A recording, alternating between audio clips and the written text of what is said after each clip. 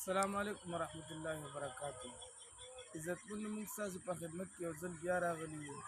بعضې خلک رابطې کوي چې یاره موږ انټرویوانې دي یا ټسټونه هم چې کوم دی ورکړه چې دې کې موږ کامیاب شو، یا نور داسې انټرویو هم ورکړو نه کامیابېږو، یا چې کوم دی ټسټ وي راته اسان شي، یا د امتحان څه رزلټونه وي چې دې کې زموږ ښه رزلټ راشي، یا داسې نور قسم مشکلات.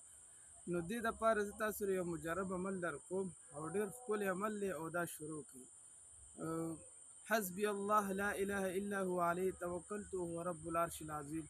حسبي الله لا اله الا هو عليه توکلت وهو رب العرش العظیم د سورې توبې چې کوم دی اخیری آیات دی په 11مه سپاره کې. دا چې کوم دی سحر او ماښام 11 ځل وایي یا 21 ځل وایي. دې سره به ستاسو هر قسمه امتحان کې کامیابي راځي او انشاءالله نوکري به هم درته میلاویږي او انټرویو کې به هم الله کامیابوي. دغه رنګې نور